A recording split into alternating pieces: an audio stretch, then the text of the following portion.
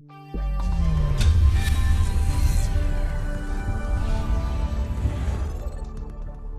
let's go ahead and configure authorization. So I want to, now when the user connects, I want to grant him privilege level 15 because currently the user doesn't have, let's say, doesn't have access to all commands from user mode. It was assigned privilege level of 1, which means it had access to only restricted set of commands. So I'm gonna go on router tree now and say conf-t and define my authorization exec. AA authorization exec, and I'm gonna say do show run include AAA. Let's use the same naming convention. I'm gonna say AA authorization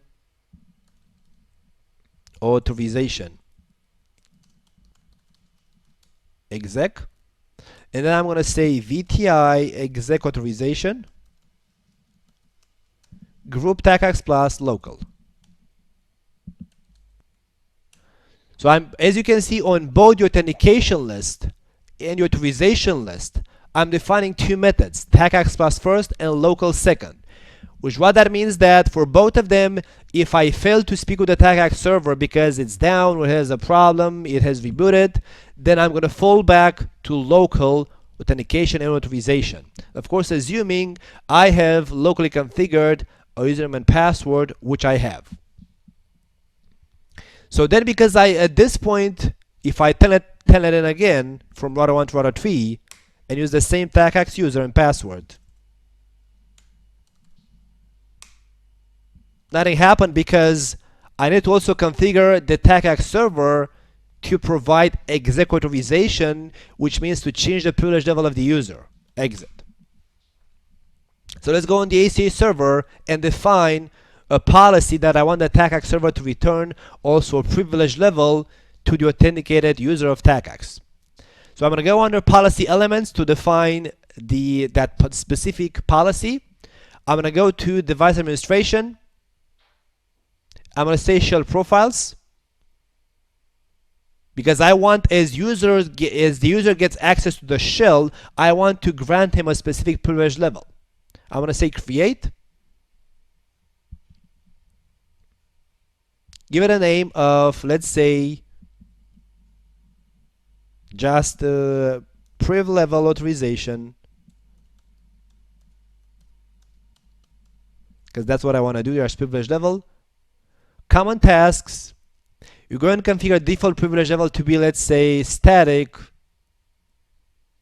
and let's put in here a 5, and maximum of static of 15. So the default one is going to be assigned as the user logs in, and the maximum one is what is the maximum level that the user can get assigned if he's going to use the enable method. So by using this configuration, it means that the user, once he's going to connect now, he should be assigned a level of 5. Submit. But this is just a policy which has to be applied. So if I want this to be enforced, I go to my access policies and to default device admin, authorization, and I create a new rule, which I just name it authorization, or whatever, authorization. Of course, in general, we're going to give more meaningful names, authorization.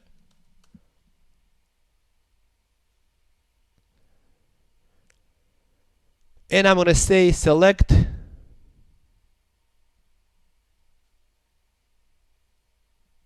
okay.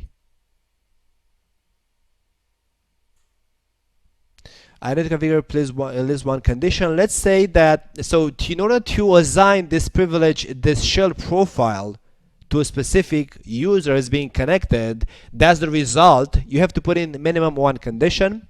And I'm going to say in my case, if identity group in not that condition, let me put if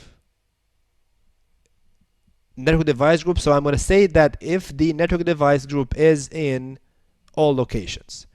So when you have defined the when I have configured router 3 as a network access device on the ACA server, I could have optionally configured also location.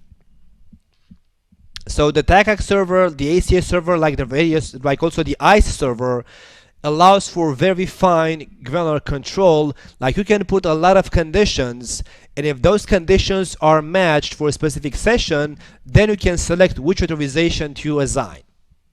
In my case, I'm not being specific, it's just for the sake of the example. I'm going to say OK and save changes. So at this point, if I'm going to connect again, but of course I forgot to do one thing on the router. I have defined the authorization exec list, but because I'm using a non-default list, it has to likewise be applied at the VTN lines. Otherwise, it's not going to be enforced. So you go in here and say authorization exec.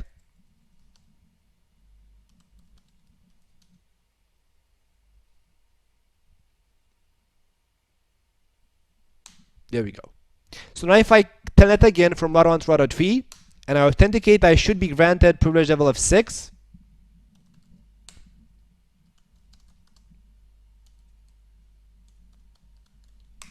Of 5, sorry, not of 6. There we go. If I want to get access to 15, because only privilege level 15 allows me to have access to all commands, including conft, so configure terminal to configure the router, then I have to configure the enable method in here. So I want to say for those users that have not been by default granted access to privilege level 15, if they have to use the enable authentication method to get access to a higher privilege level. So let's define that list.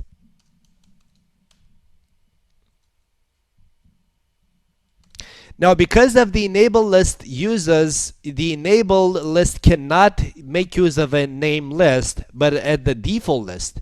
It means as soon as I type in this command, this is also going to apply for the console access. And I don't want that. So let me make sure that at the console, I'm going to locally override so that console access is going to have a level of 15 by default, because otherwise it's a level of 1. Because without this command, if I configure this policy in here and I accidentally log out of the console, when I come back in, it's going to put me in user mode, and I will need to use the enable command to get access to configure mode. And I don't want that in this use case. So let's put the command again, AAA authentication, enable default group TACACS, and of course with the fallback on the local enable password. And we'll speak about that in a couple as well. So it means that now if I'm going to say enable, which if I don't put any number, it means by default enable 15. So enable enter equals enable 15. I'm going to put in here the enable password as defined on the TACACS server, which by default is the same as the user password. So TACACS. And because on the TACACS server I have configured the maximum privilege level allowed to be 15, I should get access to 15. Let me put the proper password. Show privilege. I should be now in 15. And here we go, I am. So I can now go to configure mode and configure router, do whatever I want. So this was the authentication and authorization part. But I have done only authorization for exec, not for commands. So at this point, I'm going to be allowed to do whatever I want on the router. All commands are accessible to me because I have privilege level 15, which is the highest privilege level, which gets me access to all commands. But now, so in general, what you're going to do is you're going to give to all of your users privilege level 15, but which technically speaking, then they have all of the commands available. But then you're going to also implement command authorization, because you would want different groups of users to be able to perform only specific actions on the devices.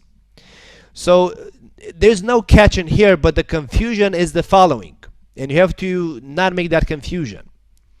It's one thing to be assigned a level of 15, which gets me access to all commands. But then if I configure command authorization, it means that it doesn't matter if the command is accessible to me. It matters if the attack server allows me to type in that command. So I'm going to have privilege level 15 on all of my users. So they're going to have, technically speaking, access to all commands. But then each command they type in, the router is going to ask the attack server, is this user allowed to type in this command, yes or no? So like in here, as I am being connected from router 1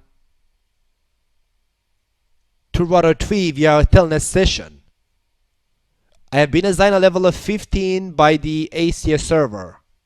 I've been authorized to level 15, which means I have access to all commands. But now I'm going to go on router 3 and configure command authorization. So what's going to happen is I'm going to type in here a command of, let's say, conft, for example, configure terminal. Then router 3 is going to query at that point lively the ACS server via AttackX.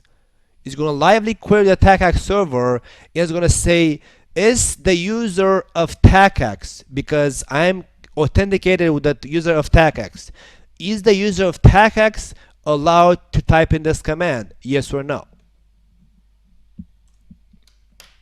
So for this to happen, I gotta go on the router and first configure authorization for commands. Let's go to router 3 and say AAA authorization commands, and for which privilege level, let's say only 15. I want the router to ask the attack server if a specific user is allowed to type in any privilege level 15 commands. Commands 15, and I'm going to say VTI, let's use the same name, VTI command authorization. VTI command 15 authorization.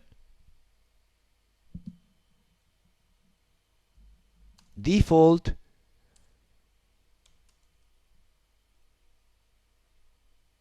that was the name of the list, group TACAX plus local.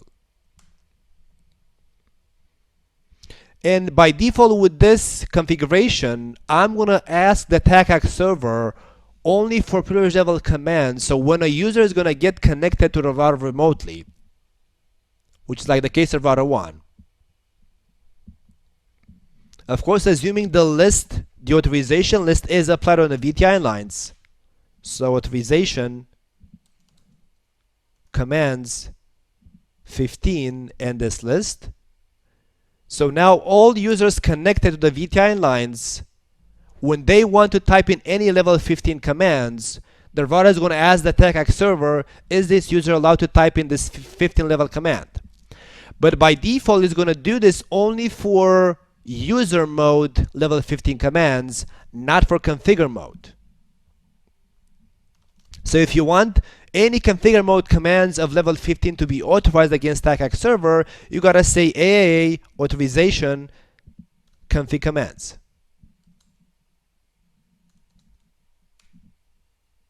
So I have done everything which was required on the router. Now let's go on the TACAX server and configure a set of commands which is going to be allowed to that user. So let's go on the TACAX server and let's go get it under policy elements, under device administration, command sets, and I want to grant the user access to specific commands. So I want to allow the user to, let's say, configure router rip, version of the router rip, and let's say configure also the enable router rip on specific interfaces. So I'm going to say, so now for the user to get access to configure router rip, let's give the command set a name. It's going to be TACAX user set. I'm going to say permit. I'm going to check this box, permit any command. I want that to be disabled, That command, that checkbox says permit any command that's not in the table below. I don't want that. I want to permit only commands that I'm going to put manually in here. So I'm going to say I want to give access permit to the command of configure in the arguments terminal. So this is a 15 level command which has to be allowed to the user in order to actually be granted access to router web command. So first the user has to be able to type in configure terminal, then has to be able to type in router web,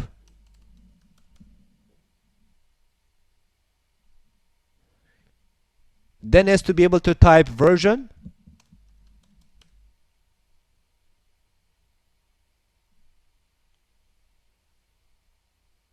let's do it, let's look again in there, has to be able to type in version, and also network state, network commands to enable the protocol on specific interfaces, network, and say add. And pretty much that's it. And let's make sure he can also say use the exit command, add. That's a privilege level 0 command. I don't need that, delete, and say submit. So I have defined the set of commands which the user should be allowed to use. Then I gotta of course apply that to my authorization policy.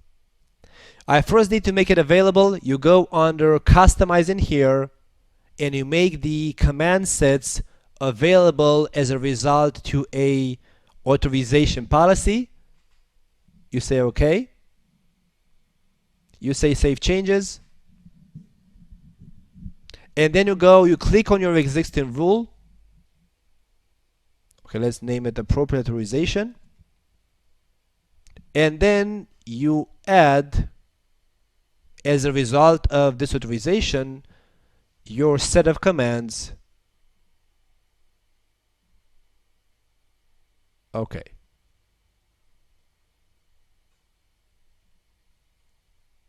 And you say save changes. So at this point, let's verify that up. So I should be able, at this point, if my configuration is correct. Let's go on router 1, which is the connected session via telnet to router 3. So I should be able to say configure terminal. Should be able to say router rep, version 2, network my loopback. But I should not be able to use passive interface command, for example. And there we go, I'm not allowed to use that command. Or I should not be able to configure the loopback, because I have not been authorized for that command. So there we go, my authorization works. To confirm that, you go again on the ACS server, you go under monitoring and reports, and you go on catalog, and I think it's a protocol, and let's look at TACACS authorization.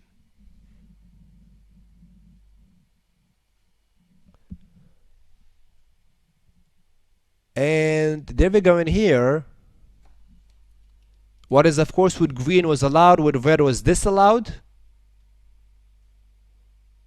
So there we go, the configure terminal command in here was allowed, router rep was allowed, version 2 was allowed, network was allowed, but then interface loopback 0 and the passivizing on the router rep was not allowed, as expected based on my configuration.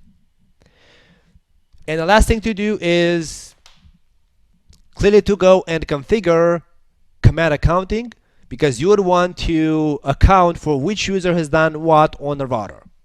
So then you say AAA accounting command, and you say for 15, I want to count for level 15 commands only, let's say. Of course, in general, what you would want to do if you don't change the privilege level of any commands on the router, which by default any commands are going to have a level of 1 or 15, then in general you're going to always configure authorization and accounting for both privilege level 1 and 15, because all commands will be accessible to one of those two privilege levels by default in case you haven't changed the level of a command.